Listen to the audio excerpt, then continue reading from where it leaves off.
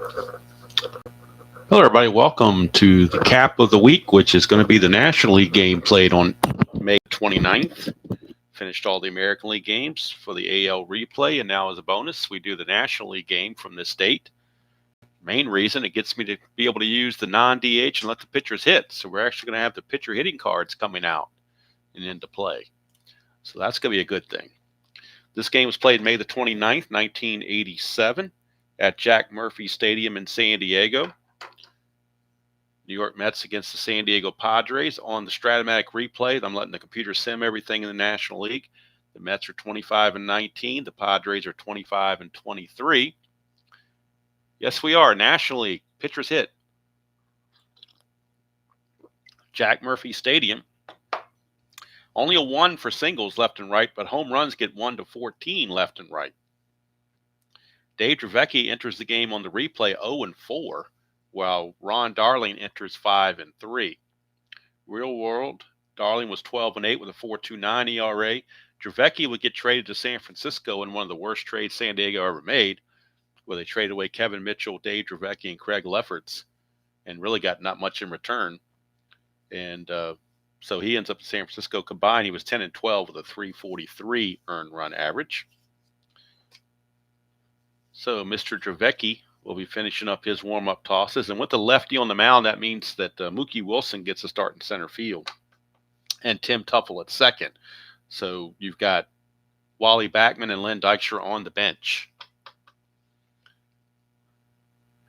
We could very well see double switches there, Brian B. That's the whole point. All right. So, Mr. Dravecky, per the Strat computer on the simming of this season, is 0-4 with 1 save, a 3.42 earned run average. His ERA real world was 3.43, so he's right on the money as far as the ERA goes. So we'll see what he does here against Mookie Wilson. Switch hitter batting right-handed against the lefty Dravecky. One thing I noticed with the Mets in 87, their defense is horrible. Mookie Wilson is a 3+2 E16 in center. Teufel's a 4E22, and Howard Johnson's a 4E27. All really bad defensive ratings. Hello, Todd B. Good to see you. So Dravecky facing Wilson. It's a 5-7. And that's going to be a ground ball second base X. That's Joey Cora. He's a 4E22. Get my charts back out. I put them away a second ago. So 4E22. 4 and a 6. That could be trouble. That devil die likes to show up early around here. So 4 and a 6 is going to be a single. So Joey Cora can't get to it. That's what happens when you have a 4-rated infielder. Things get through. That's an 11. He's an E22. So there's a 12 there for an error, but not an 11. But Wilson will reach on the leadoff single as Cora unable to get to that. And now we'll see about pitcher-catcher hold ratings. Dravecky is a 0, but Benito Santiago is a -3, so we got a -3 hold. But Mookie Wilson's still going to try for the lead. Needs a 2 through 5. Does not get it, so he'll hold.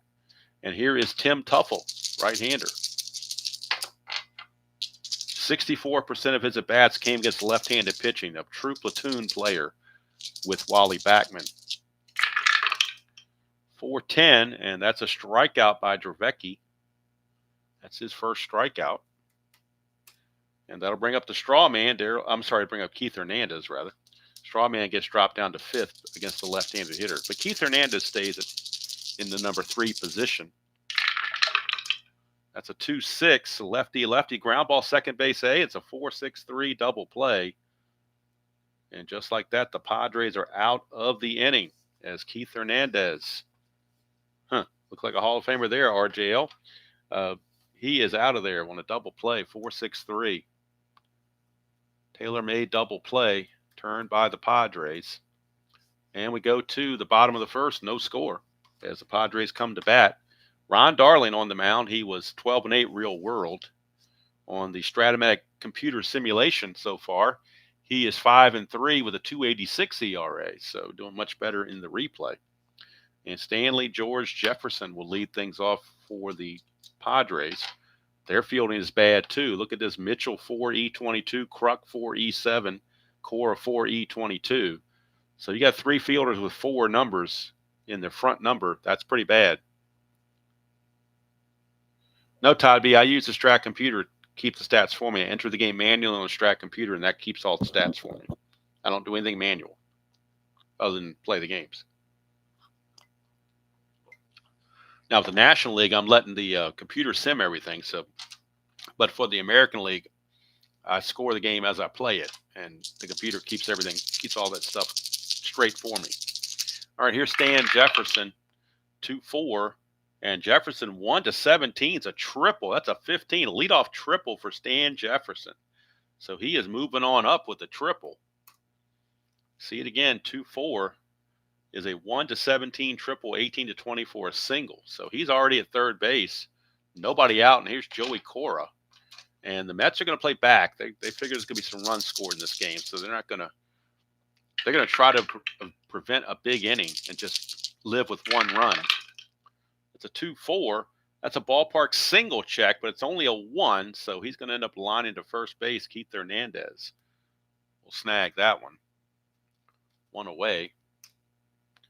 Brings up Tony Gwynn. Tony Gwynn.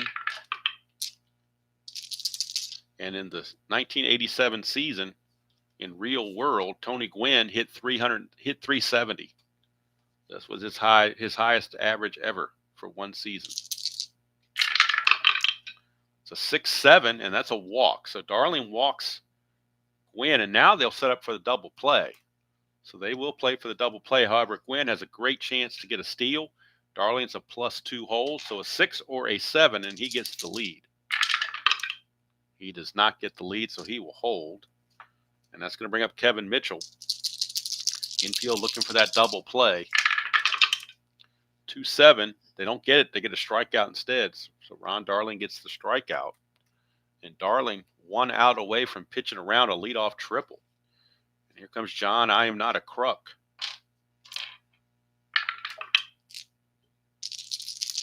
Clutch situation for Kruk, and in the clutch, he is going to get 1 extra hit on 310. Everything else is neutral. It's a 1-2. It's a fly ball to center, and that's going to end the inning. So how about that? Ron Darling pitches around a leadoff triple, and the Padres come away empty-handed. Go to second, no score. Oh, he did. Well, I don't count 1994, Todd, because that was a partial season. It wasn't a full season. I know he had enough at-bats probably to qualify, but it's still not a 162-game season. And I think without the strike, he very well may have hit 400. Very well may have. He was very, very close to it. I know there's a lot of records. Matt Williams is hitting a lot of home runs. He could have got the home run record. And Gwynn was up there in the batting average pursuing 400. So a lot of things, unfortunately, in 1994 got canceled out. All right, so here is Kevin McReynolds, former Padre. 5-7, and that's a ground ball second base extra. Going back to Cora again, but once again, he's a 4, so this might very well get through. But very well. Yep, it will definitely. 4 and a 3 is definitely going to get through. And that's a total of 14, and he is an E22. No, it was a 12, 18, and 17, but no 14. So he won't make an error, but it's the second one that he couldn't get to. And it's a leadoff single for McReynolds. He has a chance to get a lead. Needs a 5, though. Only way he gets it on the 5. Doesn't get it, so he'll hold. And here's the straw man, Darryl Strawberry, stepping to the plate. 4-5, and he's going to fly it to right field to Gwynn. And there's 1 away. And that will take us to Gary Carter. And I am scoring this game as I play it on the computer, so I'm not going to let the computer sim this one. We're going to, whatever we do here is going to go into the sim. So here's Gary Carter. 5-9, and that's a fly to left. That one's hauled in out there by the left fielder Jefferson, 2 down. And here comes Hojo. Howard Johnson. He had 36 home runs in the 87 season. 87 was the long ball season. They were There's accusations of a juice ball and all kinds of stuff, but I mean, it had a lot of home run records. I think the home run records were broken as far as team, overall home runs. 1-8, and that's a single to center field for Hojo. McReynolds will hold at second base. And it'll be up to Rafael Santana because you do have the pitcher on deck in Ron Darling, but Rafael Santana will get a chance. 1-6, and he's going to line it hard right to third baseman Kevin Mitchell, and that will end the inning. So 2-1 for the Mets, but they don't get anything across the plate. They will have Darling lead off the next inning, though. So we go to the bottom of the second. Still no score. And Benito Santiago, Rookie of the Year in 1987, will be stepping to the plate against Ron Darling. 3-8, and that's a solid single for Benito, and he stole some bases. He is a good base stealer.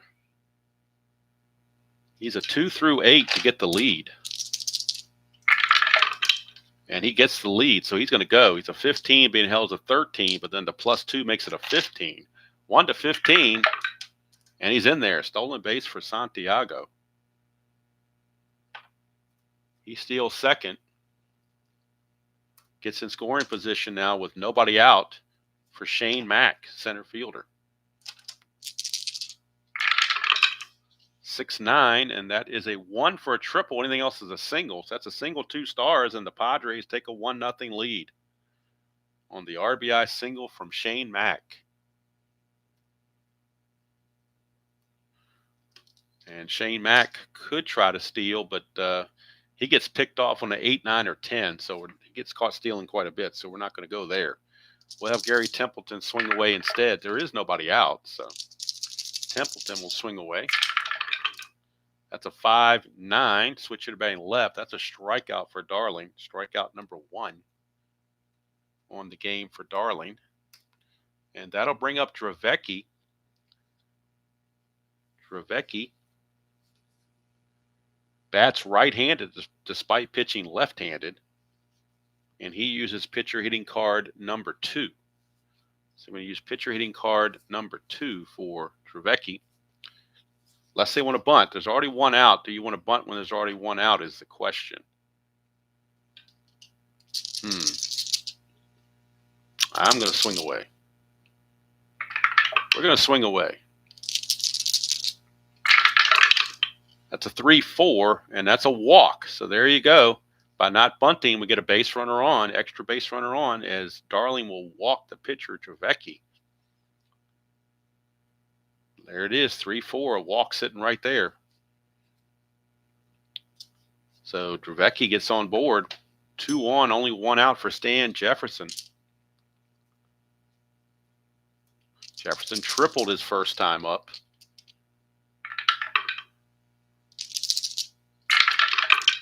It's a 5-8, switch hitter batting left. 5-8's a strikeout. So Ron Darling comes back with his second strikeout of the inning, third strikeout of the game. And now it's going to be up to Joey Cora in a clutch situation, switch hitter. In the clutch, he's not very good. He loses hits on 2-6 and 2-7, as well as 3-12. So tough chance in the clutch for Cora. 1-8, and he will ground it to Keith Hernandez to end the inning. So the Padres get 1, but they could have had more. As we go to the third inning, it is San Diego 1 and the Mets nothing.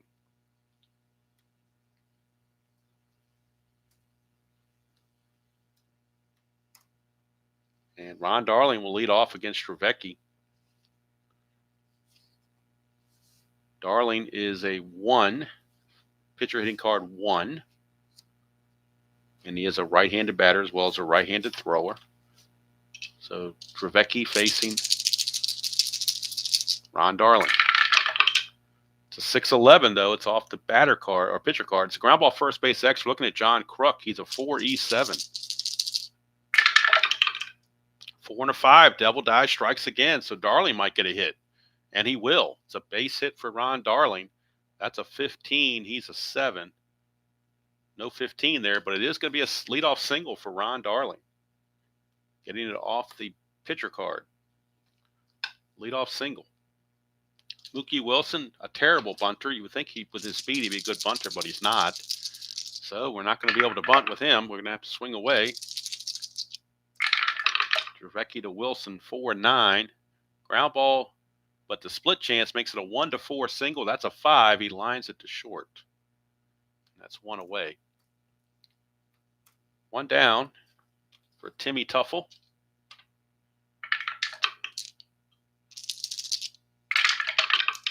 .610, and that's ground ball third base X Kevin Mitchell, but he's a 4-E-22. I'll tell you what, a good infielder, you have a chance for a double play, but a 4-E-22 is not good, and the double die comes up again, 4-5. That'll be a base hit, and it's going to be just 1 star. That's a 12, and he's an E-22. There's a 12 here also, so it's a single plus an error on Kevin Mitchell, and that'll move Darling to third base as Tuffle gets second. Single plus the E5. Single plus the E5. So the horrible defense bites San Diego right there. Now you got Keith Hernandez up with 1 out and runners at second and third. And the Padres are going to play the infield in. They don't want to give up a cheap run. They're going to play the infield in against Keith Hernandez. 4-8, and that's a strikeout. So a big strikeout there for Dravecky. And boy, Keith Hernandez having a rough game, hitting to a double play to kill a rally in the first, and now he strikes out here to make things harder in the third. Down to Kevin McReynolds now. That's the second strikeout for Dravecky. Now the infield goes back to normal for Kevin McReynolds in the clutch. McReynolds will lose a hit on 110, also loses hits on 3-8 and 3-10 and 2-2. So definitely anti-clutch for Mr. McReynolds. 2-4. Ballpark single check. That's not going to work. That's a 1, so it's going to be all over. Pops up to second, and the Mets blow an opportunity there. Second and third, only 1 out, and cannot score a run. That could come back to bite him. Keith Hernandez right in the middle of that non-rally.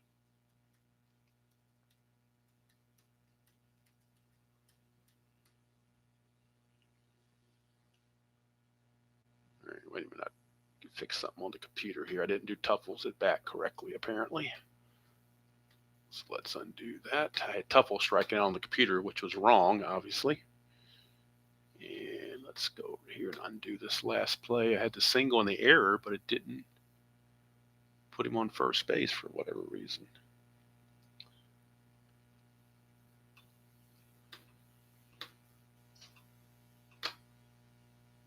Okay. So Darling leads off with this is a quick fix. Darling leads off with a single, a liner to short. Single plus error puts runners at second and third. That error's on Mitchell.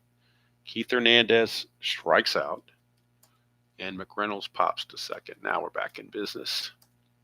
All right, top or bottom of the third is going to be Tony Gwynn. Gwynn will lead it off. Walked his first chance against Mr. Darling. 6-8, and that's a ground ball shortstop X Santana, 3-E-22. And the double die, see if they can change its evil ways on the Santana one. 3-7, he might get away with it. 3-7 he does. That's an 8. He's an E-22. No 8, so it's a good play for Santana. Takes care of Gwynn, 1 away for Kevin Mitchell. 1-7, and that's a strikeout. Strikeout number 4. And second time he's gotten Mitchell. 2 up, 2 down. And that flips it over to John Kruk. 2-7 for Kruk, and he gets a base hit. 2-out single. John Kruk.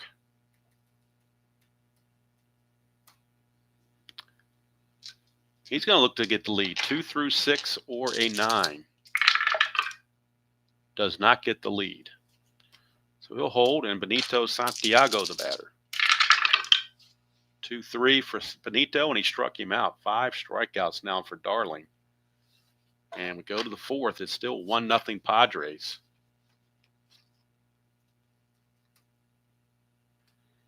And Straw Man will lead things off, Darryl Strawberry, followed by Carter and Johnson. 6-4. Yeah, that's a ground ball third base X. That's Kevin Mitchell again. That's trouble again for E22. Devil died. This time cooperates, though. 4 and 15, he'll get that. That's a total of 9, and he's an E22. Is that right? Yeah, E22. There is no 9, so Kevin Mitchell will actually make this play and get the first out of the inning. Go figure. Hey, Joe. Good to see you. I used to like Crucky quite a bit, especially when he was in Philadelphia in his heyday. Here's Carter. 6-7, and that's a ground ball shortstop X. Templeton. He's a 2E23. 2 and a 3. Devil Die strikes again. 2 and a 3, but he'll get to it because there's nobody on base. There's nobody to worry about that pound sign. It's a G3. That's a 12, and he's an E23. There's a 13 there, but no 12. So Templeton shaky, but makes the play. The Jack Murphy Stadium infield was not known for being the most groomed. You can ask the 84 Cubs all about that. Leon Durham and Ryan Sandberg found that out.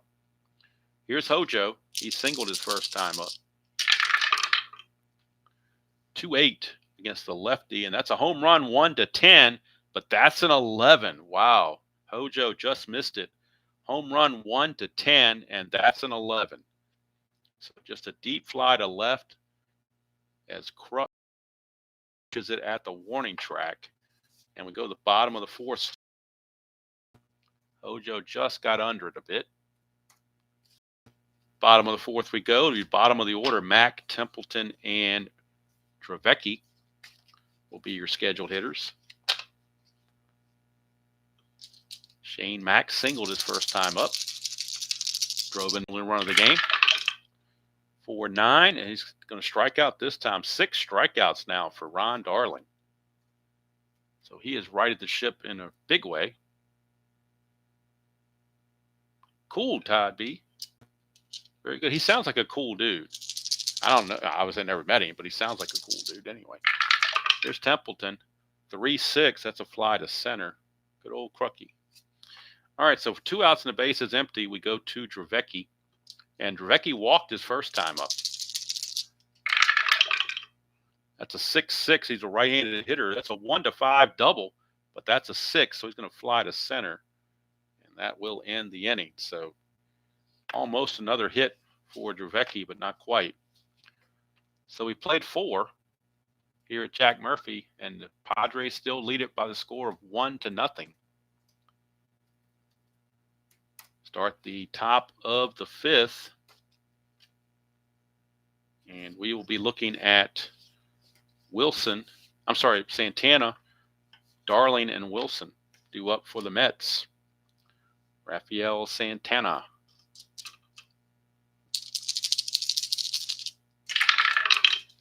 .210, and that is a leadoff walk for Santana. That's going to set it up for Darling to bunt, you would think. I mean, pitcher's up. He should be a good bunter, right? Unfortunately, these cards don't give the bunt rating. So I've got to go to the computer to get his bunt rating. So let's see what Darling's bunt rating is. He is a bunt rating of, unless it's on his pitcher card. Maybe it's on his, well, that is his pitcher card. What am I talking about? There is no bunt rating there. Let's see. He is a bunt rating of B. So he's a B bunter. He will now be an A bunter because it's obvious that he's going to bunt. So he is a B bunter, is Darling. So he will come up and bunt. Make sure there's no havoc. There's nothing going on there. The bunt is going to get fielded back to Dravecky. So it's going to go to Dravecky. And as a B bunter, he basically needs 9 or less. It's an 11. That's a 1-ball, 2-strike count. So they're going to bunt again. Again, no havoc. This time the bunt is going to be in front of the plate for Santiago. That's a 7, and that's a good sacrifice. So Santiago makes the play on the sacrifice. It's going to go 2-4. And that will put run into scoring position.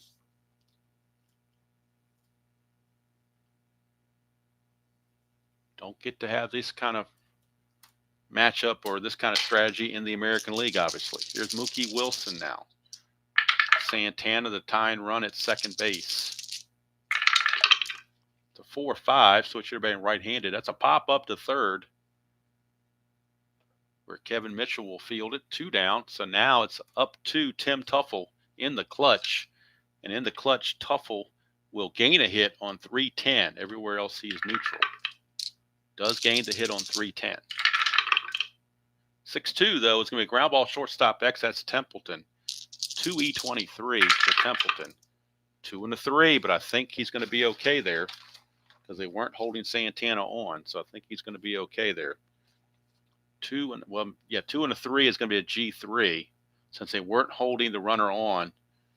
Well, even if it was a right-hander, shortstop wouldn't be responsible either way. It would be the second baseman, not the shortstop. So G3 is good all the way around.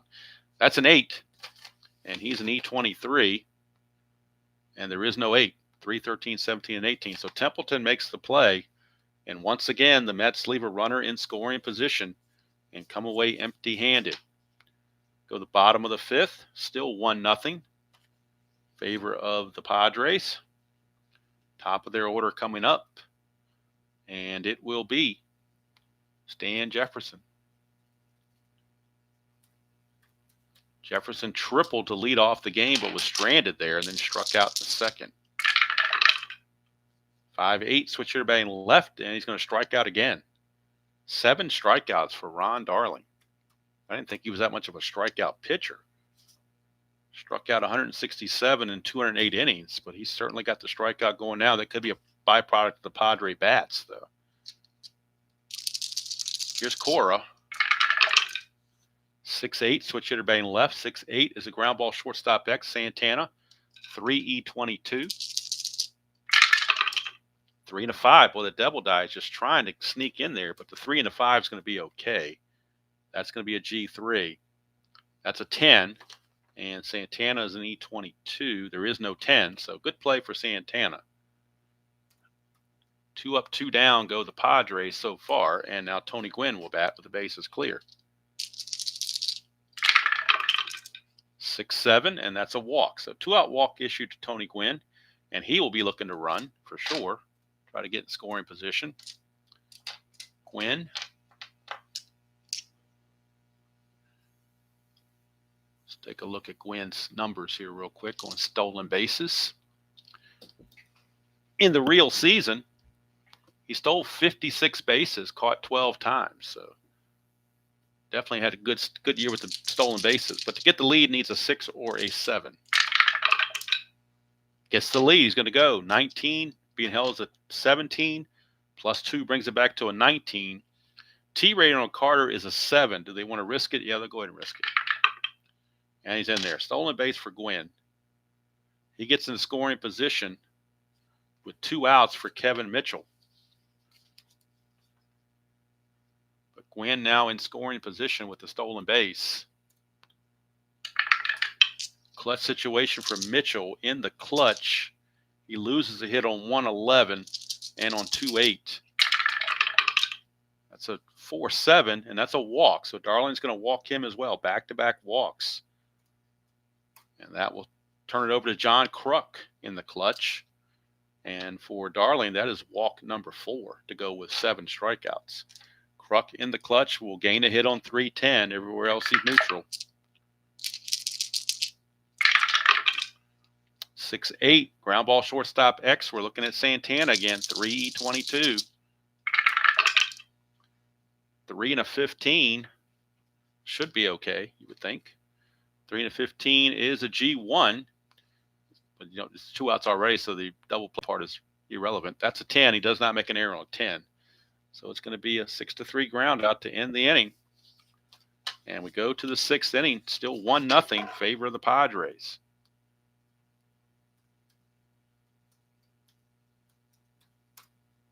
And Dravecky, this will be his fatigue inning, number 6. And he's going to be facing Keith Hernandez, Kevin McReynolds, and Darryl Strawberry, heart of the order. for the Mets. 3-9. That's a 1-6 single. That's a 14, so he lines it to Cora. And again, Hernandez 0 for 3. That'll send up Kevin McReynolds. These kind of stick together because they haven't been used in so long. They've been sitting in storage for so long. So McReynolds will bat. 5-6, and that's a single. 1-out single for former Padre Kevin McReynolds. And he's going to try to get a lead. Needs a 5 to get the lead. Doesn't get it. So he will hold, and here comes Strawberry. He's 0 for 2. 4-7, and it's ground ball second base X. We're looking at Cora, 4E22. 4-2. The double die strikes again. That's a base hit, 2 stars for sure. Now we'll make sure there's no error. There's a 9 there. And Cora is a 22. E22, there's no 9 there, but it is going to be a single 2 stars. Put runners on the corners. And again, the Padres penalized by having a 4-rated second baseman who has limited range and can't get to anything. And here's Gary Carter. They're going to play for the double play with Gary Carter in there. They're back for the double play. Try to turn the 2. 6-8, but it's a strikeout from Dravecky, so that's a big strikeout to get right there. Strikeout number 3 as he gets Carter. And now it's all up to Hojo in a clutch situation. Hojo in a clutch situation. But the Padres are going to make an unconventional move. They're going to walk Hojo and make Rafael Santana beat him. I know it's going to load the bases, but we're thinking outside the box here. Intentional walk given to Hojo, and bases loaded for Santana. And against lefties, Santana loses a hit on 3-7. So we'll see if the strategy backfires or not. No, you would never see that on the other channel. I'm telling you right now, you would never see that. The thought wouldn't even cross his mind. All right, here is Santana. Now it could backfire. I just don't want Hojo to beat me if I'm San Diego. That's all. 4-10, right-hander, struck him out. So there's the strategy right there. That's why we play chess here. We don't play checkers like the other channel does. We play chess. And Dravecky gets through it.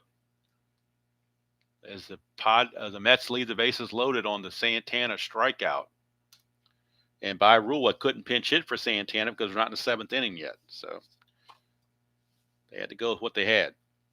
Or it'll be Santiago, Mack, and Templeton due up.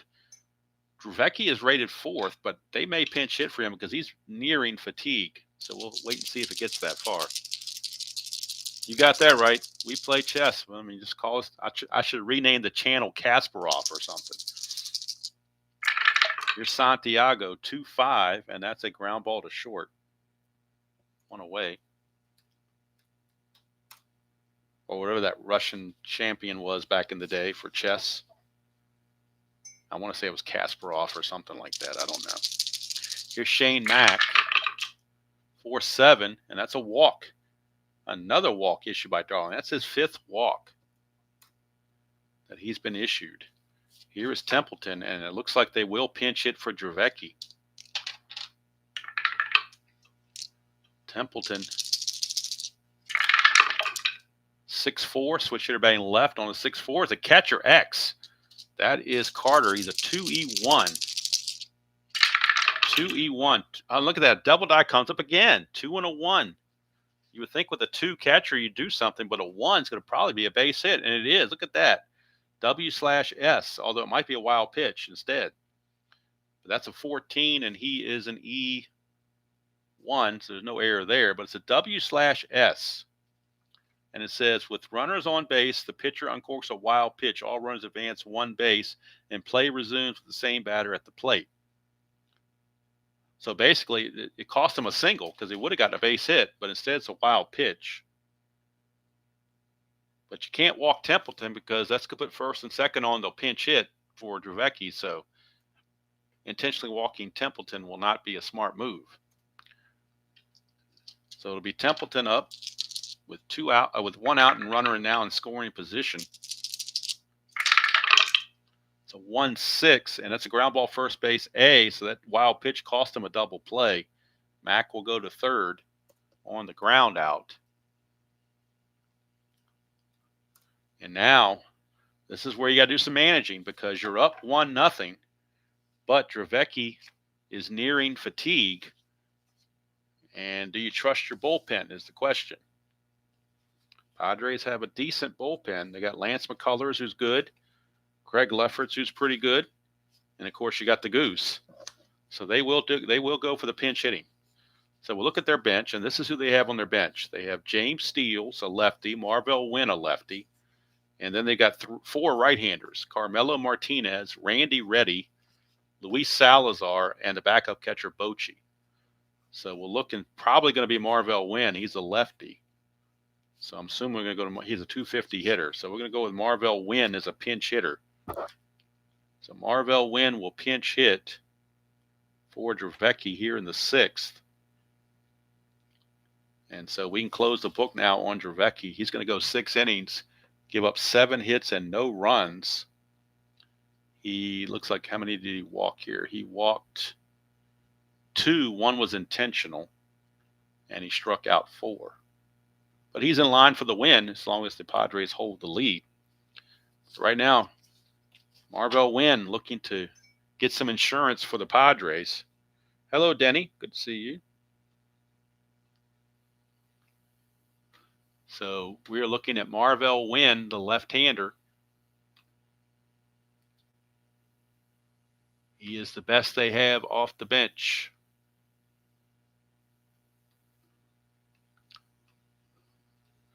So Marvell Wynn will give it a shot. See what he can do against Darling in the clutch. In the clutch, Wynn will gain a hit on 2-5 and 2-10. Also gains hits on 3-9, 3-11, and 3-12, and also on 1-3. So talk about a clutch hitter. I didn't even catch that until I just noticed it now. But, boy, he's definitely positive on the clutch side. So we'll see what happens. We get a 1-8, and that's a triple 1-6. That's an 11.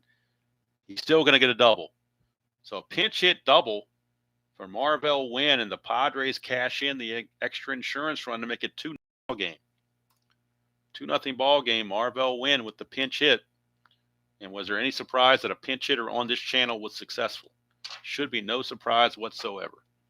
All right, here's Stan Jefferson. Darling to Jefferson, 4-5, and that's a strikeout to end the inning. That's going to be it for Darling. He's scheduled to lead off next inning, so that's it for him. He's going to go 6 innings and give up the 2 runs, which were earned. And he's going to end up striking out 8 and walking 5 and giving up a total of 5 hits. But he's on the hook for the loss. So we will now go to the bullpen for the Padres and figure out who they're going to bring in. It's probably going to be Lance McCullers, I would think. Although you know what, they may stick with. They're going to stick with Lefferts because that's going to keep Dykstra and Backman on the bench. If you bring in a righty, they're going to pinch hit and bring in these lefties. So again, you got to think ahead. And so Craig Lefferts, who would later go to San Francisco in that bad trade, 5-5 with a 3.83 ERA for Craig Lefferts. And he's a -3 hold, so that's a -5. And now we need a pinch hitter for Ron Darling off the Mets bench. Let's see who's right-handed that's on the bench. Most of them are left-handed. They do have switch hitter Lee Mazzilli. So he's a likely candidate. They do have backup catcher Barry Lyons. Backman, but he's terrible against lefties. He only faced lefties 12% of the time, and all his hits are on the right-hand side. He has nothing on the left-hand side. Magadan is a lefty, and Dykstra is a lefty, but I think they're going to go to Lee Mazzilli. That seems to make the most sense. So Lee Mazzilli will come in and pinch hit against Craig Lefferts.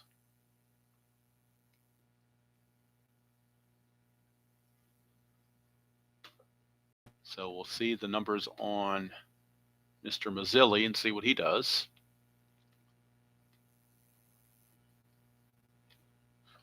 Mazzilli was a 306 hitter and 124 at bats. So Mazzilli will pinch hit, and then we'll figure out who the pitcher is going to be in the bottom of the inning. But Lee Mazzilli pinch hitting here in the top of the 7th against Craig Lefferts. Craig Def Lefferts. Lee Mazzilli. 3-5, and that's a walk. So Lee Mazzilli draws the base on balls. Now, he doesn't run. Well, he runs okay, I guess. I don't think you want to burn a pinch runner at this point. He's not the tie and run. So they'll let Lee Mazzilli keep running. They won't pinch run for him. And Mookie Wilson is your batter after the leadoff walk.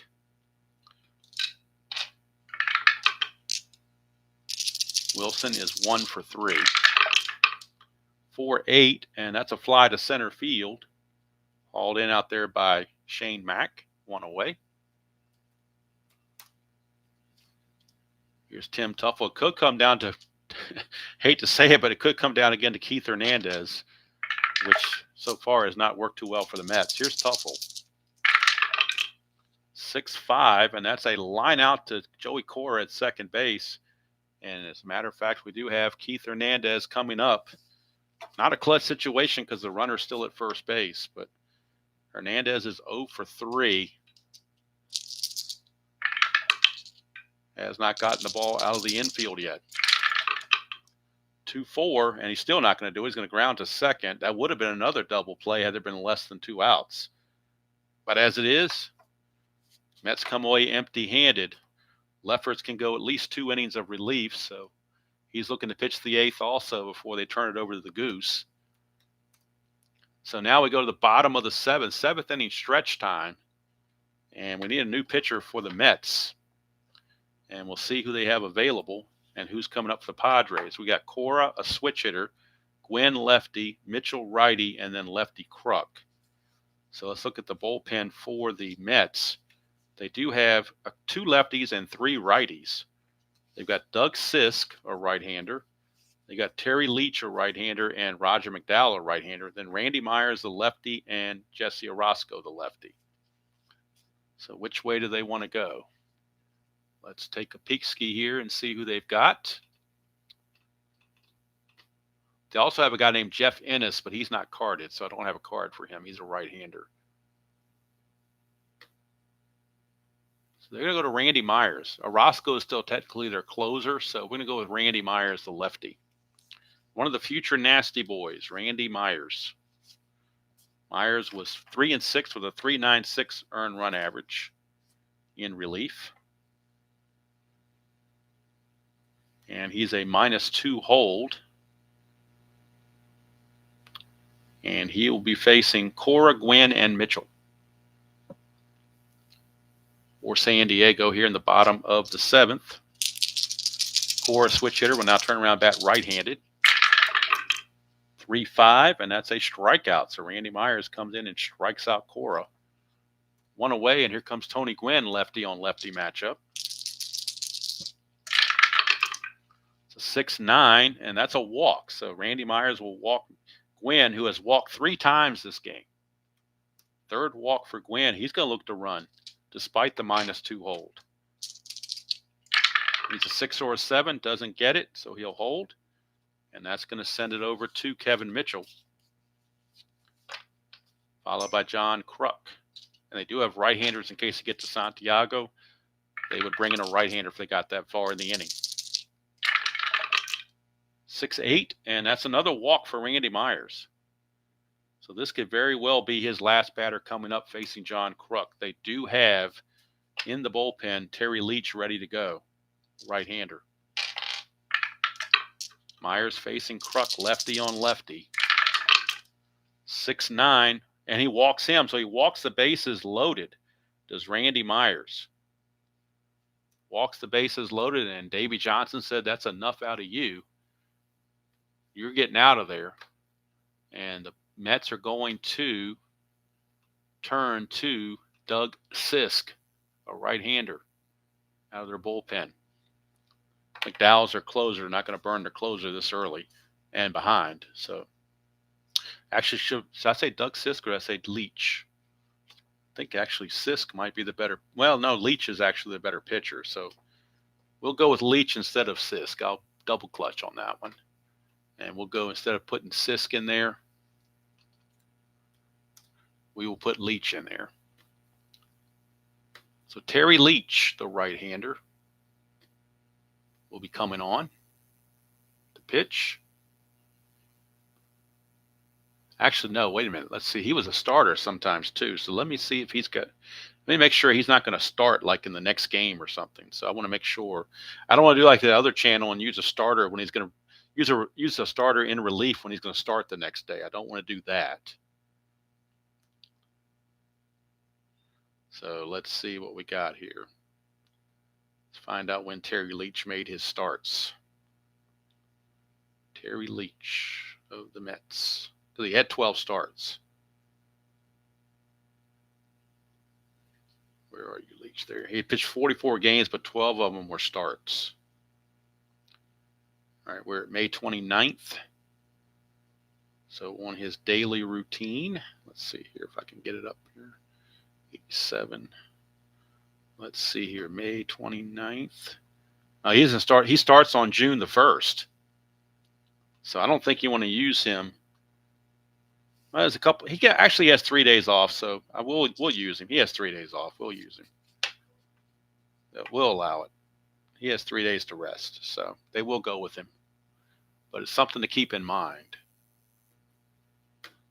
But he gets to rest the 30th and the 31st. He'll get 2 days rest.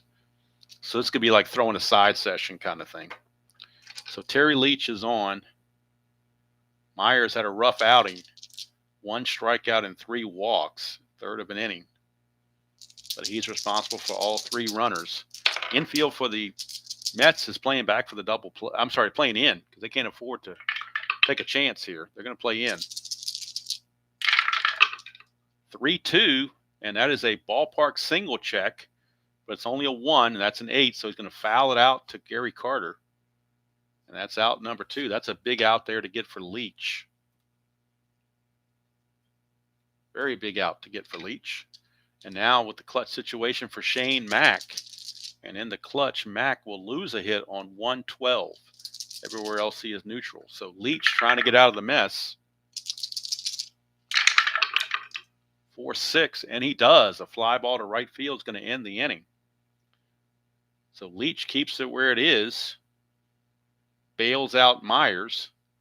We'll cap Leach at the 2/3 since he is going to be starting later. We'll let him make sure he doesn't wear himself out. So we'll get a new pitcher, probably Doug Sisk for the 8th. But we go to the 8th, and it's still 2-0 San Diego. Due up for the Mets, it'll be Kevin McReynolds, Strawberry, and Carter. Goose Gossage is loosening the pen just in case. Want to make sure he is ready. Certainly not a hard thing for a guy like Goose to get a more than 3-out save. So first of all, it's going to be McReynolds, and McReynolds is 2 for 3. And that's a 5-3. 5-3 here. 5-3 is a fly ball right field X.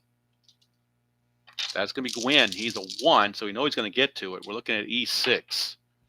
So E6 in the outfield. E6 as an outfielder, you have to avoid 3-4, 18, 14, and 17. And he does. So Tony Gwynn makes the catch.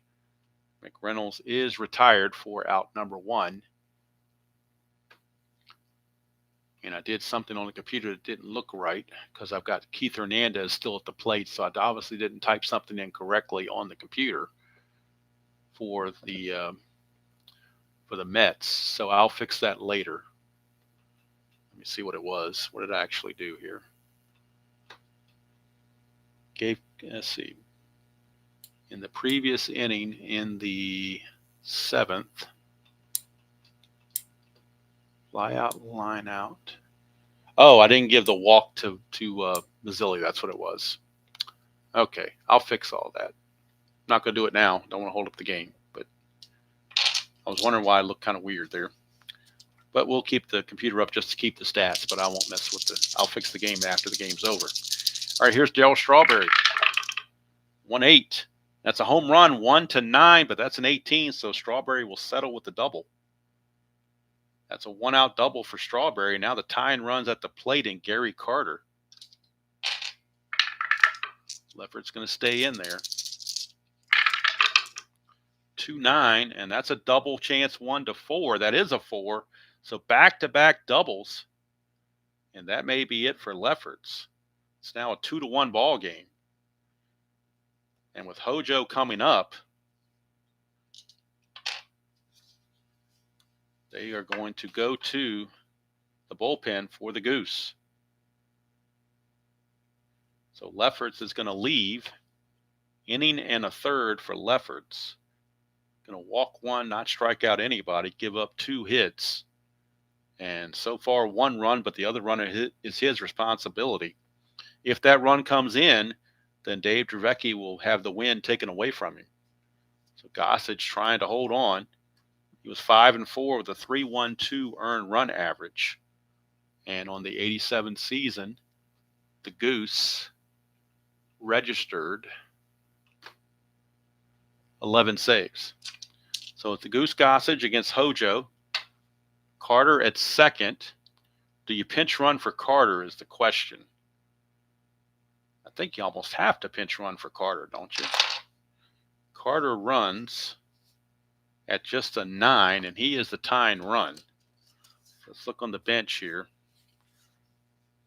They do have, well, they don't have a whole lot of speed, though, except for Backman and Dykstra, and you might want to keep them for pinch hitting purposes. So, boy, that's a tough call. Tough call. You know what? They're going to bring in Wally Backman to pinch run. So Backman's going to pinch run. Barry Lyons will come in and do the catching in the 8th inning. So Wally Backman pinch running here in the 8th. And then Lyons will catch in the bottom of the 8th. So Wally Backman runs at a 16. So a base hit here could really make it easier for him to score. Hello, Alex. Good to see you. So Goose against Hojo. Kind of be hard to walk Hojo right now, though. So I'm going to have to pitch to him.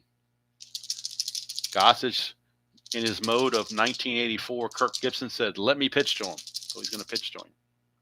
And here's Hojo. 6-9, and that's a fly to center field for out number 2. And now Santana, the batter. You're not going to walk Santana because even with the pitcher coming up, they would bring in Lenny Dykstra to pinch hit, or either, if not Dykstra, then Magadan. So now, do they pinch hit for Santana is the question.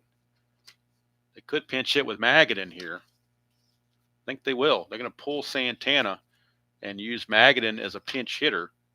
And then what they would do is put Magadan at third and move Hojo to short. I know it's going to be terrible on the defense, but they're behind. They need offense. They need runs. So Magadan will pinch hit here in the 8th and go and play third base in the 8th also. And Johnson will move to short. Now, at shortstop, what is his rating at shortstop? 4E32. That's not too much worse than 4E27. But he now becomes a 4E32 at short. But Magadan will get the call to pinch hit. Magadan gets the call.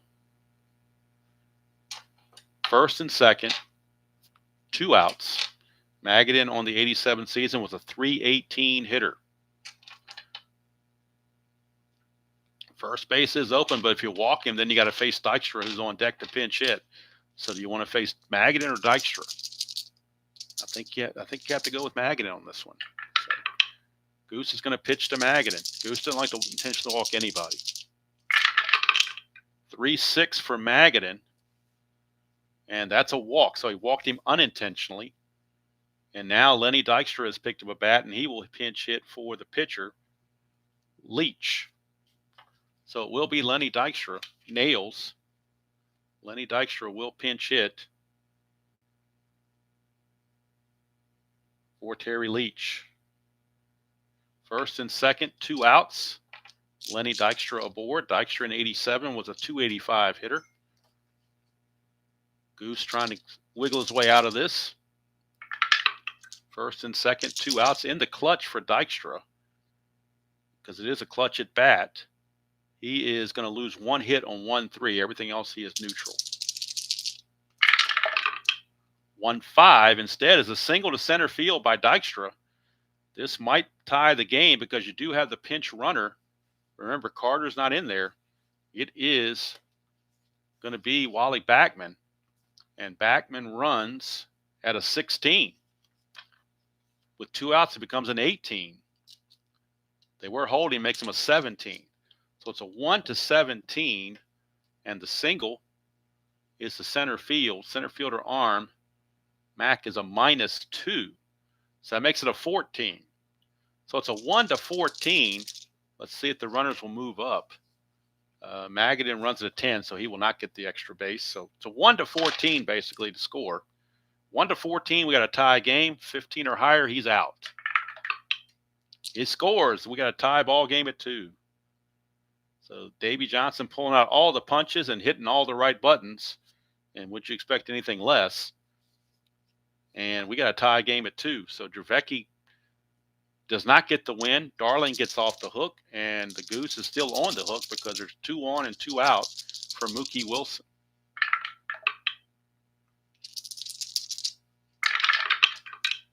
.38 for Wilson, and he strikes out to end the inning. But the score is now tied, and now Brian B., if you want that double switch, it's coming right up because Dykstra is going to stay in the game at bat 9th. The pitcher spot is going to go to the number 1 spot. Mookie Wilson's coming out of the game. So, and Goose is done because he bats second next inning. So Goose is done. He blew the save. The runs are charged to Lefferts, both of them. Goose is going to go 2/3 of an inning, give up a hit and a walk. Does get a strikeout, but he does blow the save. So we go to the bottom of the 8th, and now we need to figure out who's batting where and who's doing what. The pitcher spot will now bat 9th. Dykstra will stay in the game to play center field in the 8th inning. He will bat 9th. The new catcher is going to be Barry Lyons. So he's the new catcher. And he is batting in the 6th position right behind Strawberry.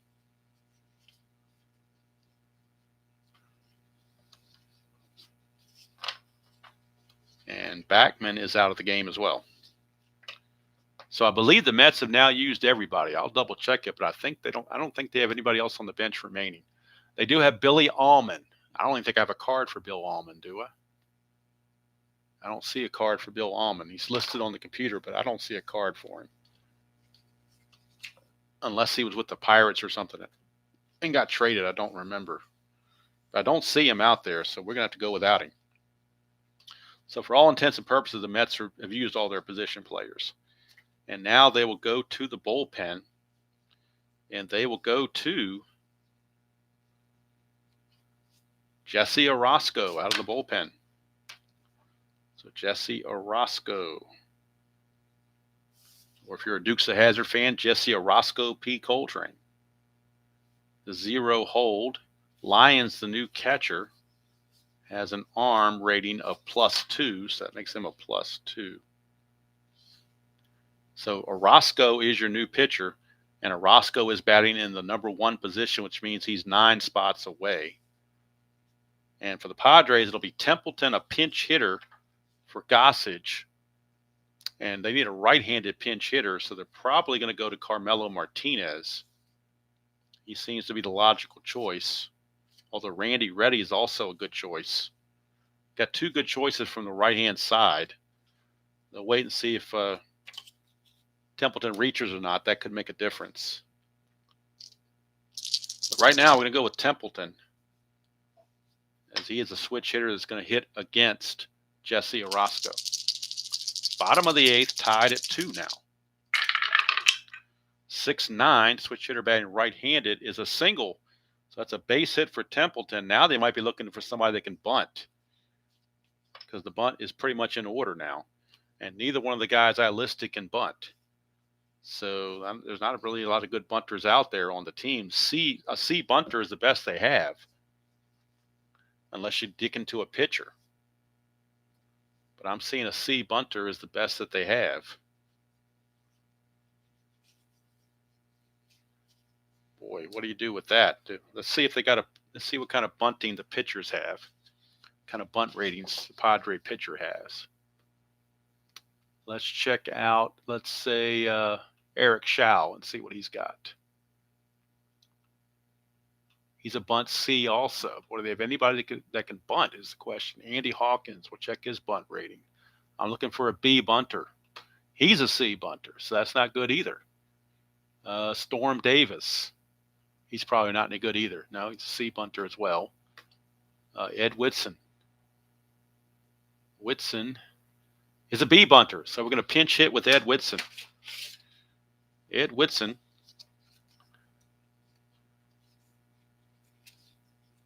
Ed Whitson, a starting pitcher, will pinch hit to bunt. He is a B bunter, so he turns into a C bunter. So you won't see this on the other channel either, I can guarantee you. Whitson will pinch hit here in the 8th, and he's up there to bunt. One job and one job only, and that's to bunt. So we'll see where the bunt's going to go. It's a 3. So on a 3, the bunt goes, I believe, to first base, but I'll double check it. 3. No, actually, it's catcher, Barry Lyons. Okay. He is a C bunter. He's a B bunter, but they're playing corners in, so he's a C bunter.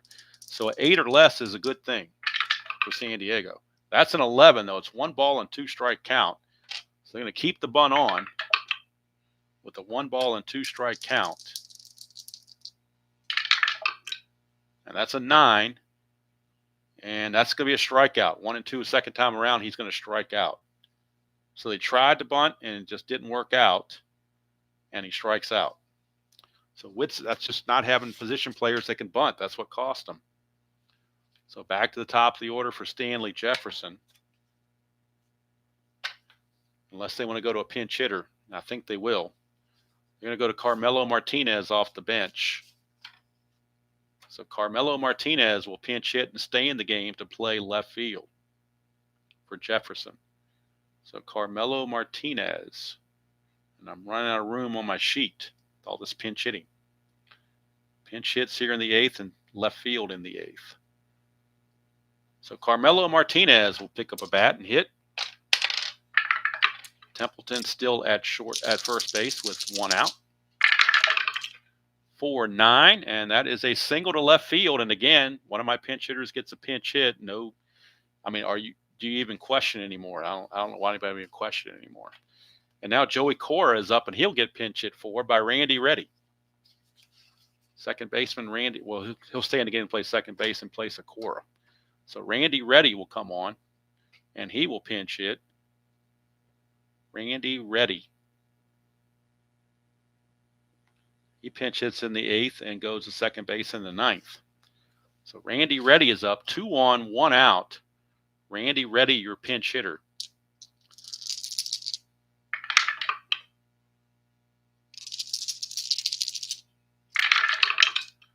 .210, split chance, 1-5 is a single. Oh, he just missed it. That's a 6. Boy, got burned there on the D20 by 1 number. And now it's down to Tony Gwynn in a pinch. First and second, 2 outs.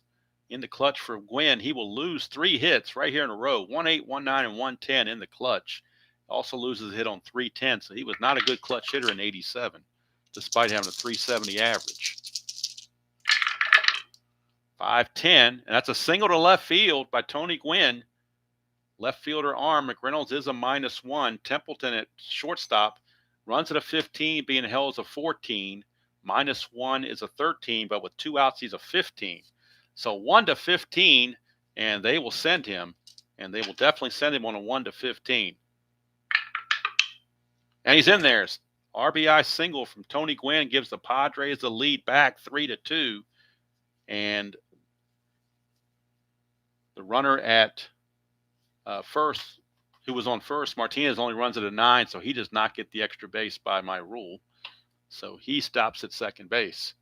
But now Kevin Mitchell is up. Mitchell is up with 2 on and 2 outs against Orozco. 1-7. That's a single, but it's an anti-clutch. So Mitchell will lose the hit based on the anti-clutch. He will pop it to short. That would have been an extra run they could have had, but the anti-clutch catches up to him, and that's going to end the inning. So now the Padres will make another double switch because the pitcher spot is going to be in the spot formerly held by Kevin Mitchell. They want to get him out of there defensively, and they will bring on Tim Flannery. Will actually go in and play. Reddy's going to go to third base, not second base. Reddy's going to go to third, and going into play second base and bat in the number 9. Bat in the number.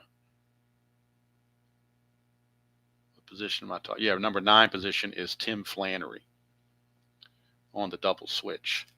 So Flannery takes over and will bat 9th. So let's get all the particulars out of the way. We have Kevin Mitchell out of the game. Jesse Orozco is also out of the game. We have Flannery at second, Martinez in left, Reddy at third. Those are the defensive changes. And coming in to pitch for the Padres to try to close the deal is Lance McCullers, a right-hander. He will be coming on to pitch for the Padres. They have McCullers and Booker. Those are the two guys they got left. Oops. And McCullers, actually Booker, the better pitcher. They're actually going to go to Booker. I take it back. They're going to go to Greg Booker. Booker is the better pitcher by record. So Greg Booker will be coming on to try to get the save that Gossage couldn't get. And he will be facing Tuffle, Hernandez, and McReynolds here in the top of the 9th. Why do you say Lance McCullers? We're going, oh, that's Lance McCullers Sr. Yeah, not like the other Lance McCullers. So here's Tuffle against Booker. 3-2 Padres, top of the 9th. 3-8 for Tuffle. That's a leadoff walk. That's trouble. Leadoff walk. Booker is a +7 hold rating. Makes him a +4 rather, with the -3 from Santiago. But Tuffle's no threat to run. And do you dare let Keith Hernandez bunt? He's a D bunter. You can't bunt him. Just can't bunt him. He's a D bunter. So here's Booker to Hernandez. That's a 1-5, and he's going to walk. So back-to-back walks by Booker out of the bullpen. And now he's in deep doo-doo. Here's McReynolds. He can't bunt either, so we're going to let him swing away. 5-9, and that's a pop-up to third base, 1 away, as Randy Reddy makes the play. And here comes Strawman, the Darryl Strawberry, the Strawman. He is up against Booker.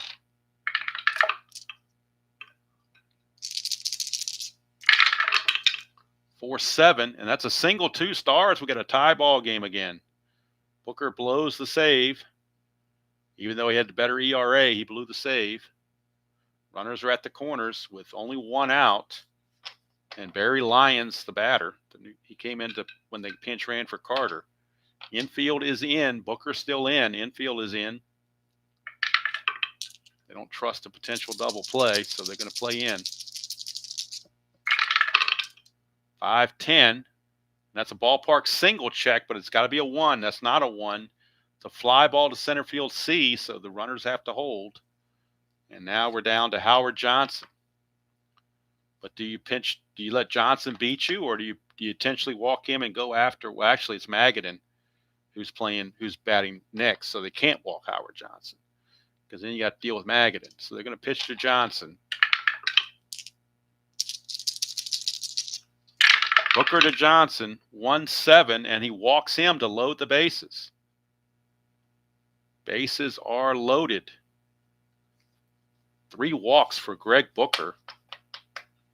And that's all going to be all for Booker. They can't take it with Booker. They're going to have to go with Lance McCullers. As Booker could not get the job done, they'll go to Lance McCullers. He was 8-10 with a 3.72 ERA. And he's in a tough spot. 2 outs, bases loaded, tie game top of the 9th. McCullers +2, so that's a -1. So Booker's going to go 2/3 of an inning, and he's going to walk 3, also give up a hit, and all these runners on base are his responsibility. On deck is the pitching spot. I'm sorry, it's Dykstra because he's batting in the 9th position. My bad. This is Dykstra. So Dykstra is on deck after Magadan. So it'll be Magadan with the bases loaded and 2 outs for Lance McCullers to try to get out of the jam. 5-8, and he does with a strikeout. That gets him out of the inning, but the tie ball game at 9, after 9, 3-3. And now the Mets will go to their bench, or their bullpen rather, or will they stick with Orozco? They might stick with Orozco now that it's tied, because Orozco would bat second in the 10th inning. And they have no more batters to double switch or anything like that, or pinch hit for. So with Kruk coming up, I think they're going to keep Orozco in the game. So Orozco will come back out and pitch in the bottom of the 9th, facing Kruk, Santiago, and Mack in a 3-3 tie. Close the book on Booker. He gives up the 1 run, blows the save. So here's Kruk and Orozco. 3-3 for Kruk. That's a ballpark single, but it's only a 1, so he will ground it to third. And taking care of that is Magadan, 1 away. Magadan, Dykstra is set to lead off. We put Dykstra's name here so I can remember that. He is set to lead off the top of the 10th if we go there. Here's Benito Santiago. 4-9, and that is a single to left field for Benito Santiago. +2 on the hold, so Santiago is going to try to obtain a lead. 2 through 8, and he gets the lead. 1-15, being held to 13, but the +2 is a 15. 1-15, he steals it off of Barry Lyons, and he does. Stolen base for Santiago. He is the winning run down at second base. And Shane Mack is your batter. First base is open if they want to pitch around or intentionally walk Mack. Mack's only a 239 hitter, though, so they're going to pitch to him. 2 is chance for a balk or pass ball. We're looking at a balk rating of Orozco. Let me see what his balk rating is, because, of course, the cards don't have it. So Orozco's balk rating in 1987 was a 0, so he cannot balk. So there's no balk to worry about on that one. So a pitch to Mack. 2-9, and that's a ground ball to third. That'll free Santiago at second base. And here comes Templeton. If you walk Templeton intentionally, you're going to have Tim Flannery coming up as the pinch hitter, because Flannery's batting 9th. You would get a lefty-on-lefty matchup. So that's what they're going to do. They're going to intentionally walk Templeton and set up a lefty-lefty matchup with Tim Flannery, who's batting the number 9 position. This is Flannery. All right, so 2 on, 2 outs.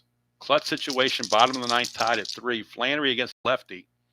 Anti-clutch on a 3-4 and on a 3-12. Can Flannery be the hero? 1-4. No, he cannot. It's a fly to right, and what you know, we got free baseball. Just what we needed, free baseball. And Orozco is going to go 2 innings. And he is going to give up 4 hits. But more importantly, 1 run. And he walks the 1, which was intentional, struck out 1. Problem is the Mets are going to have to use a pitcher to pinch hit, because they're out of position players. They've used everybody. Dykstra will lead it off, but then after that, it's the pitcher spot. So we're going to probably have to go and see who their best pitcher is that can hit. Maybe it's Dwight Gooden. Let's check Dwight Gooden's numbers. Well, you just don't get this in the 87 replay because you just don't get all this strategy. Let's see. Dwight Gooden's not even on the roster, so we can't use him. How about El Cid? What card does he use? He uses pitcher rating card number 2. I mean, I guess I could use Allman, but he's awful.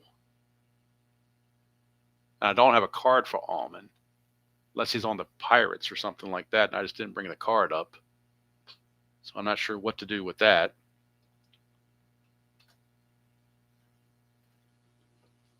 Well, first things first, let's let Dykstra hit, and then we'll worry about, because it could, if Dykstra gets on, of course, it'd be prime time to bunt him over. So we'll see if he gets on against McCullers to start the 10th.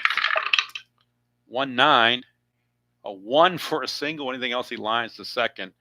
So he will line out to Flannery at second for 1 away, and now the pitcher spot is up. And I'm going to go ahead and use Allman. If it comes off the batter card, I'll just read off the computer what happens. So I'll pull up Allman's card image and see what happens here. It's a 1-5. So what I'll try to do here, it's a 1-5. So let me do this. 1-5 against the right-hander, so you only need the right-handed side of his card. So I took a picture of it. I don't know how well it's going to show up. See if it'll show up halfway decent. Anyway, that's the image of Billy Allman's card. So I'm going to use this and see what happens. It was a 1-5, right? So 1-5 is actually going to be a double to right field. I don't know if you can see that right there. 1-5 is a double to right field against a right-hander. So that's a double, pinch hit double for Billy Allman. How about that? Billy Allman pinch hits here in the 10th. So he's aboard as the go-ahead run. His run rating is a 14, so that's not bad. Not bad at all. So here's Tim Tuffle. Runner at second, 1 out. That's a 5-9 for McCullers, and that's a strikeout of Tuffle for out number 2. And now we're back to Keith Hernandez again in the clutch. Keith Hernandez is up. Can he do it? 1-4 for Hernandez. A 1's a single. Anything else, he lines to second. And once again, Keith Hernandez fails in the clutch, and he's out of there. So we're going to the bottom of the 10th, and the Mets will bring on right-hander Doug Sisk. They could use McDowell, but it's not a save situation. So Sisk actually has a better ERA anyway. So we're going to bring in Doug Sisk, the right-hander. He's a -2, which makes him a 0 with the +2 from Lions. I'm going to move the cards over here. I think it'd be easier to see them. So bottom of the 10th we go, and it's going to be Carmelo Martinez, who came and played left field for Jefferson. Pinch hit for Jefferson to stay in the game. Then it's going to be Reddy, who pinch hit for Cora. So this is Reddy. And this is Martinez, just so I can make my little notes for myself. So it's going to be Martinez, Reddy, and Gwynn due up for the Padres here in the bottom of the 10th. So good thing I had the card imaging there.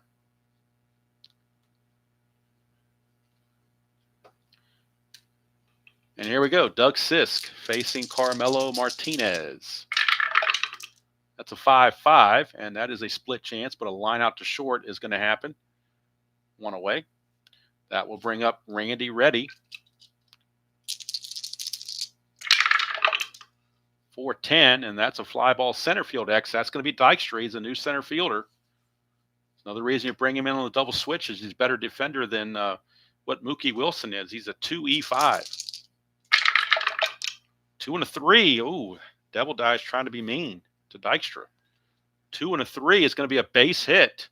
Dykstra is a 2, and that's a 3. It's a single. That's a 7.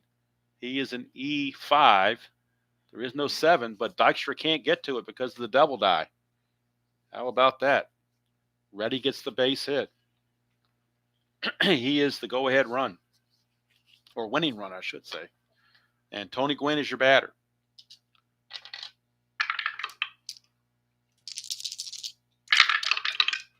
.411. Fly ball right field X. We're looking at Strawberry. Strawberry's a 2E9. Whoop, that one die didn't go through. We're going to re-roll everything. 2 and a 3. Boy, that's terrible. That's just terrible. 2 and a 3 is a single 2 stars, and the runner is going to get to third, assuming there's no error. That's a 5. It's a rare play. Whoa, rare play. What do you know? We go to our rare play book, or not book, but the little cheat sheet thing I had for rare plays. The beta. I call it beta, I guess is what it was called. If I can find it. I had it a second ago. Now I don't remember what I did with it. If I can't find it, we'll have to default to the old Strat-O-Matic rare play, which I hate doing. So I'd like to find it, but I have a lot of papers here, and who knows where it's at. Let me see if I can. It's got to be in here somewhere. I know it's in here somewhere. Probably. Oh, I know where it is. It's over here where my Demolition League stuff is. There we go. All right, so we got a rare play, and it was an SI2. So an SI2 rare play. Batter hits single, all runners advance 2 bases. If single was to right field, right fielder throws behind the runner to catch him rounded 2 wide around first base. So how about that? Tony Gwynn's going to be out 9-3 for the second out of the inning. As we look at the rare play again, it says if it's to right field, if the single is to right field, fielder throws behind the runner to catch him rounded 2 wide around first base. So Gwynn is out 9-3 on the SI2 rare play.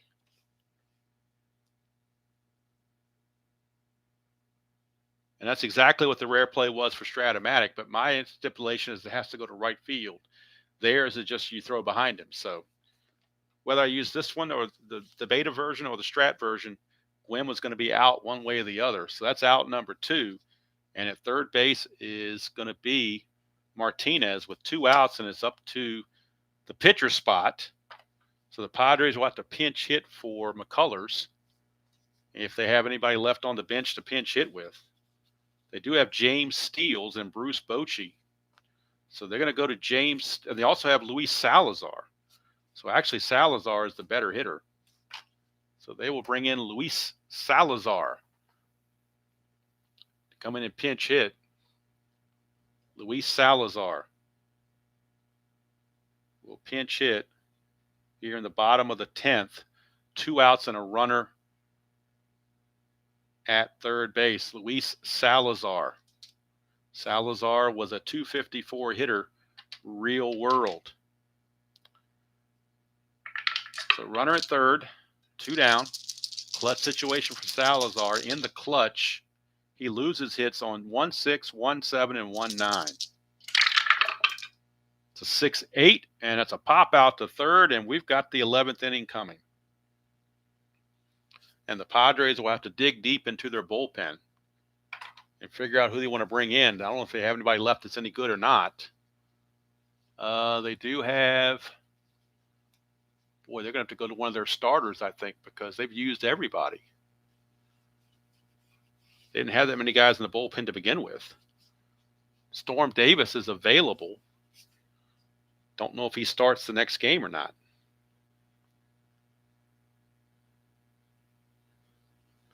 So let me go back to the retro sheet and find out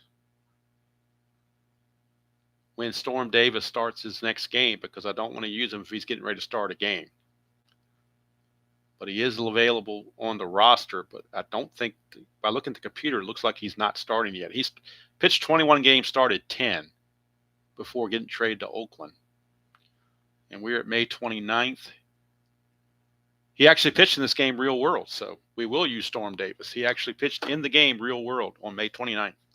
So they will bring in Storm Davis to be the new pitcher. Storm Davis. McCullers is going to be done, as they had to pinch hit for him. McCullers is going to go an inning and a third, and he's going to give up 1 hit and get 2 strikeouts, no runs. So Storm Davis is a 0 hold, makes him a -3. So Storm Davis it is, and Davis will be facing McReynolds, Strawberry, and the catcher Lyons. That will be the lineup they will be going with.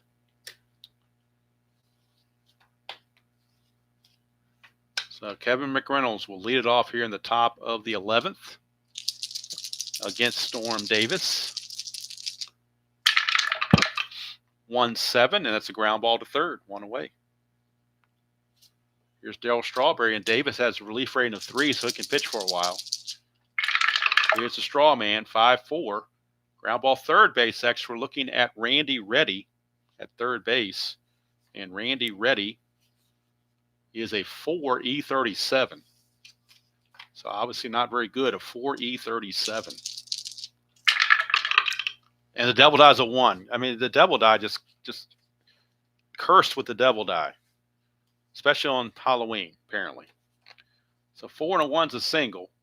That's a 9, and he was an E. What did I say? He was an E37. E37, and there's a 9 there too. So it's a single plus an error on Reddy. Single plus an E5. Puts the go-ahead run Strawberry at second base with 1 out for Barry Lyons. Lyons is your batter. 5-9. That's a line out to third. This one handled by Reddy. 2 down.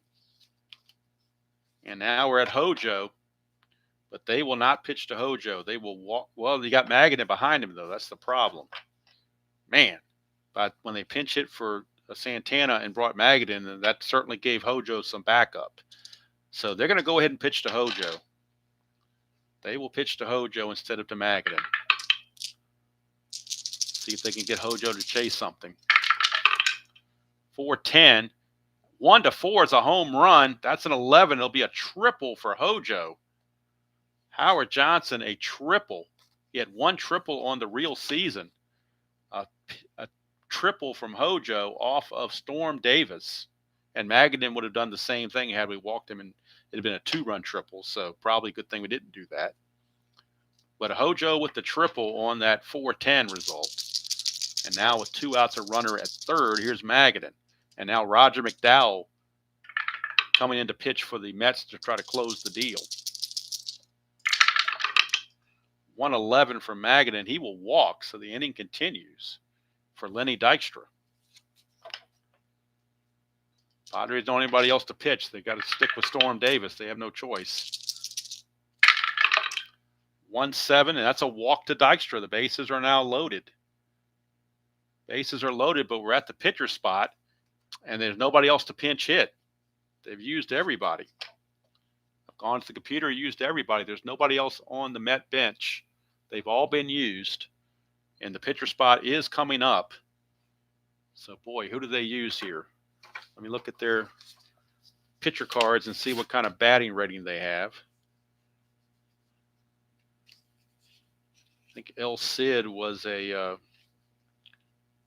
pitcher hitting card number 2. That's the best they have. So El Cid will pinch hit here. And then McDowell, or actually they might use McDowell. He's got a 4. Take that back. McDowell's got a 4. So McDowell's going to come in and pinch hit and stay in the game and pitch. He's going to do an Ohtani and come in and hit first and pitch second. So Roger McDowell will be on. He will pinch hit. So Roger McDowell will pinch hit in the 11th and stay in the game to pitch, obviously,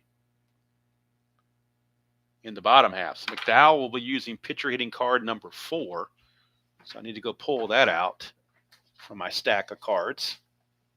I did not have a pitcher hitting card number 4 out yet because both pitchers are using 1 and 2. So we're using pitcher hitting card number 4 for Roger McDowell. And he will stay in the game to try to close the deal in the bottom half. So McDowell will hit pitcher hitting card number 4 for McDowell against Storm Davis. Bases loaded, 2 outs.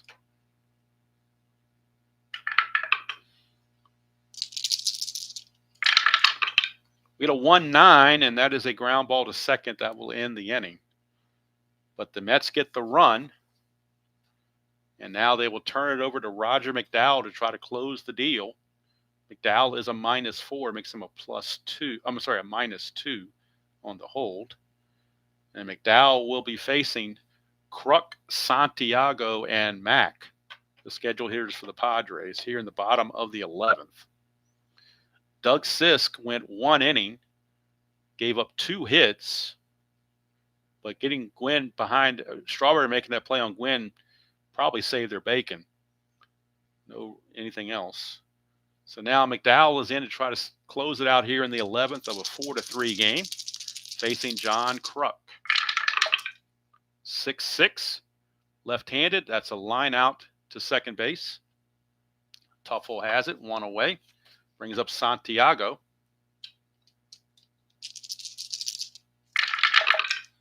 3-7, struck him out. McDowell 1 out away from closing out a wild ball game.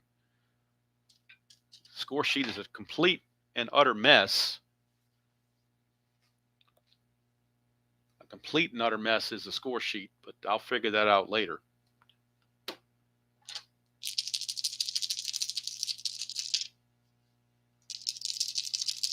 Bob, I'm going to try, but if I have to, I can go back and watch the video. But I think if I do it right after the game is over, the stuff will be fresh in my head. I don't want to, try to do it later. So it's up to Shane Mack. He's the last chance.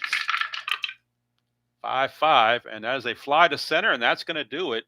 The Mets outlast the Padres by the score of 4-3. The win goes to Sisk. McDowell gets the save, and Storm Davis takes the loss. And we'll try to figure out. Let's get what Storm Davis did. The run he gave up was earned because the triple made this earned, so that wasn't an issue.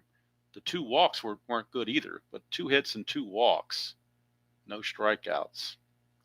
So for the Mets, they get 4 runs. They do it on 14 hits.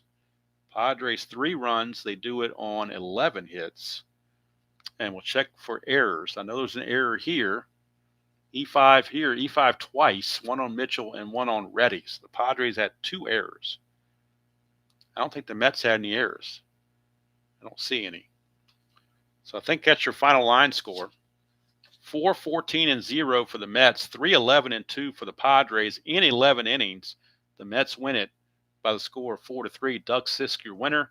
Roger McDowell, the save. And Storm Davis takes the loss in relief. If I want to be frisky and check out the left on base for each team, I can do that real quick. For the Mets, 1, 2, 3, 4, 5, 6, 7, 8, 9, 10, 11, 12, 13, 14, 15, 16, 17, 18. They left 18 on base to the Mets. So they probably should have won this game in regulation, but they left too many guys on base. For the Padres, 1, 2, 3, 4, 5, 6, 7, 8, 9, 10, 11, 12, 13, 14, 15. They left 15 on base themselves. So there you go. Padres, Mets.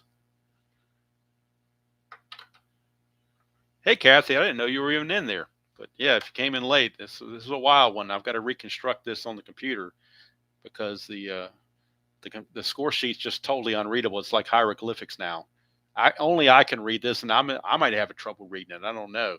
I don't even know who the player of the game's supposed to be. Do you give it to Howard Johnson because of the triple? I mean, it's the only thing he really did. Could give it to some other guys. Strawberry had the double here and the single here to score the run.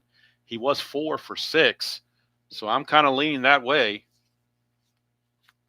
I'm leaning for my player of the game to be Darryl Strawberry. Again, 4 for 6. He was 0 for 2 to start, but then a single, a double, single, and a single, scoring 2 runs. So I'm going to give the player of the game to Darryl Strawberry.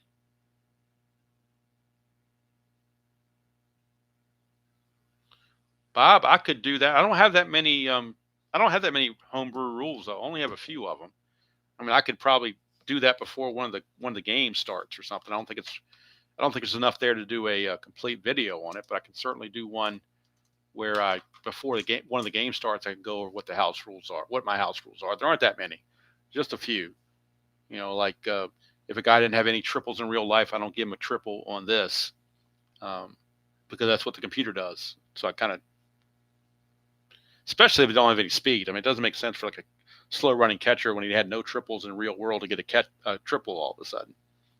But anyway, so Darryl Strawberry is the player of the game, 4 for 6, 2 runs scored. Didn't drive in any runs, but he didn't have any chance to drive in any runs. He scored the 2 runs. That's what was important. He scored 2 runs, scored the game-winning run. And so he is the player of the game, Darryl Strawberry.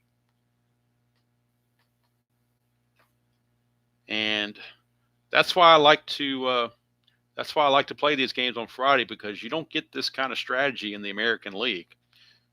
Although I love the American League 87 season, you just don't get that. Yes, I gave him a double. I do give him a double. Yes, absolutely. Doesn't get the triple. I do what the computer does. The computer downs it to a triple, the triple to a double, so that's what I do. I give him a double. But if he had at least 1 triple on the season, then I'll let him keep the triple. I don't care if he has 2 triples. If he had 1 triple on the season and the computer and the cards give him 3 or 4 triples during the year, that's okay. I just don't want anybody with 0 triples to get a triple.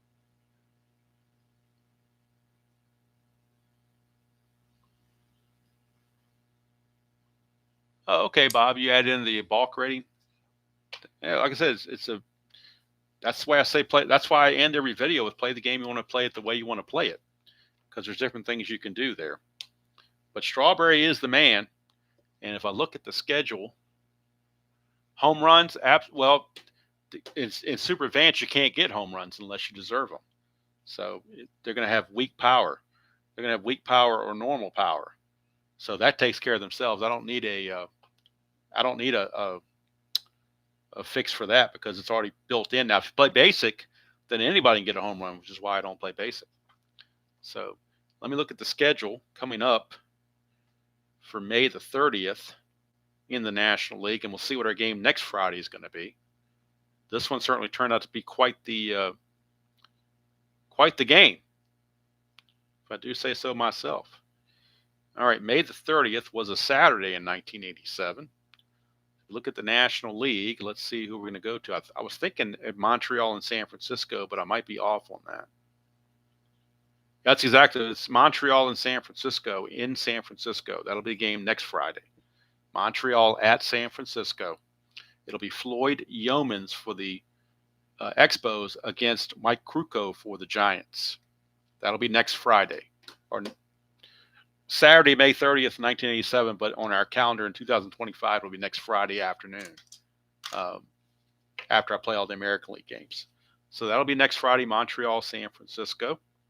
So I do appreciate all you guys tuning in for this National League game. And it was quite the game for sure. Now I've got the duties of undoing everything to get back to where I need to be in about the 7th inning. Then I got to try to read my own chicken scratch and put the game in the computer so it's accurate. And hopefully I can do it. We will find out. So anyway, thank you all for spending part of your Friday afternoon with me. Hope you have a happy and safe Halloween if you go partying anywhere. Watch out for those trick-or-treaters. Make sure lots of lights are on.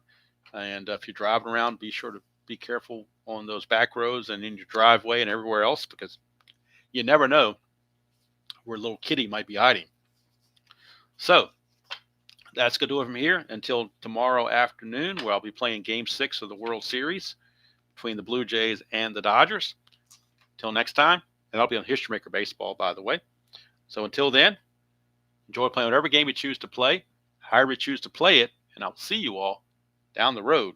Mets win it 4-3 in 11 innings over the Padres, and Darryl Strawberry is your player of the game.